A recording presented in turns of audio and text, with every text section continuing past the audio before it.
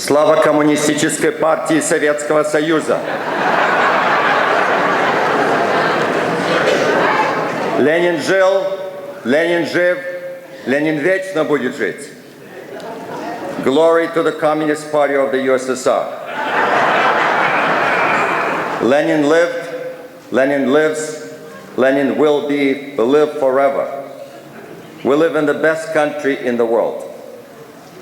Да здравствует коммунизм, светлое будущее человечества. Long live communism, the bright future of humanity. My name is Leonid. I'm 13 years old.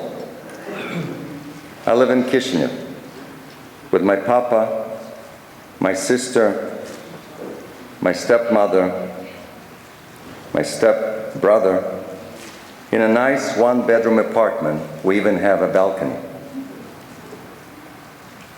Mama died 4 years ago. I miss her very much. She was my best friend. I wish she could be here with me. My stepmother does not like me, and she's mean to me. She made me responsible for many chores, while her son has none. Last week, my friend Boris came over. We shared an apple. She was furious. She told me this may never happen again, because apples are very expensive. I'm hungry most of the time, but whenever I visit my friend David, his mama always offers me a couple of sandwiches. In the summers, I stay with my aunt and uncle in Kotovsk, a small town outside of Kishinev. There, I can eat whatever I want, even peaches and apricots. I feel loved and welcome in that home, and I'm very close to my cousins. I wish I could live with them. My sister Felina is very pretty. All the boys in Kishinev are after her. But she's very sick, and I worry about her. School is easy, so I spend most of my time playing chess and reading. I'm friendly with the librarian in my school, so she lets me borrow books that are for high school students only. My favorite authors are French: Jules Verne, Alexandre Dumas, Balzac, Maupassant, Stendhal.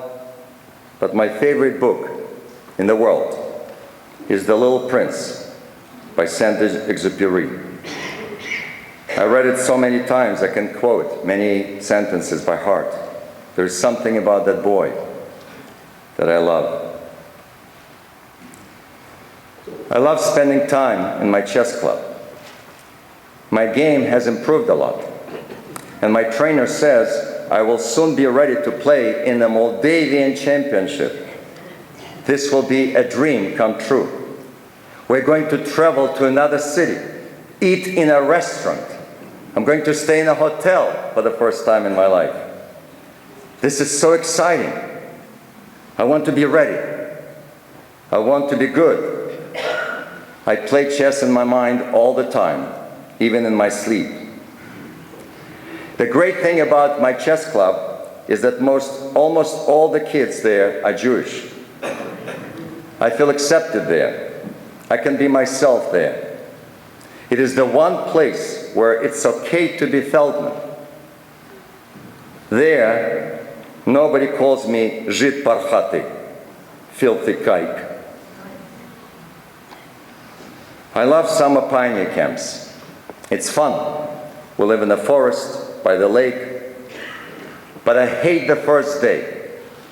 When we sit in a circle and the counselor reads out loud our names. I'm scared that once the kids find out that I'm a Jew, I may not have any friends for the rest of the month. So guess what? I found a solution to this problem.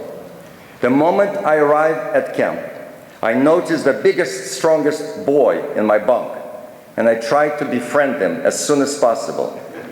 I hope that by the time he finds out my name is Feldman, he will like me enough and forgive me for being Jewish. I hate my last name. I'm ashamed of it. I would do almost anything if I could change it. If only I could become a Russian, or Ukrainian, or Moldavian. Olga, the prettiest girl in my class, often asks me to help her with homework. She recently told her friend that she liked me, but it's too bad I'm Jewish. My dream was always to become a cosmonaut, like my hero, Yuri Gagarin. But I now realize that a Feldman doesn't even have a chance.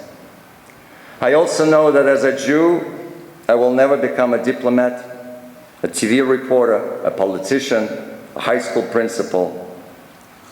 What is wrong with me? What am I being punished for? What have I done to them? Why do I constantly need to hide who I am? How can I get rid of that horrible defect? I hate being Jewish.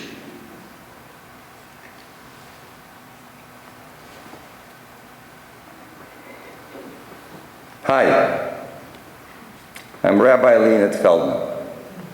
I'm in America now, not in Kishinev. This is West Palm Beach, Florida. And I'm not ashamed anymore. I'm proud of my name, and I'm proud to be a Jew. Today is one of the highlights of my life. Today is my Bar-Mitzvah. Have you ever been to a Bar-Mitzvah like this before? This is bizarre. I never expected this to happen. Usually, you become a rabbi after you have your bar mitzvah. I don't know if you saw some Sentinel yesterday. Front page, listen to the headline. 26 years as rabbi, now his own bar mitzvah. I have officiated literally hundreds of bnei mitzvah. I prepared children for the most important day in their lives, helped them with their speech. In fact, I used to make a living by lecturing and speaking.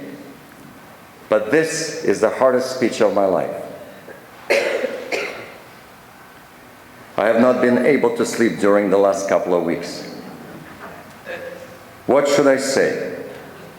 In the most important speech I've ever given, speaking to the most important people in my life. My dear sister is here. My family is here.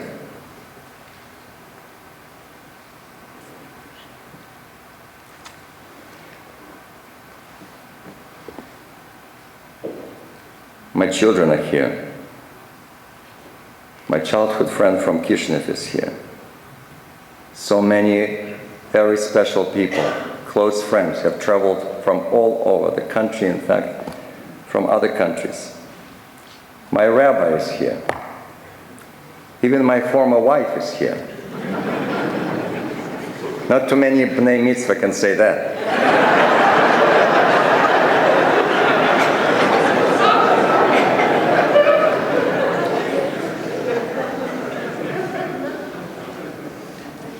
And all of you, you're my extended family. You're very important to me.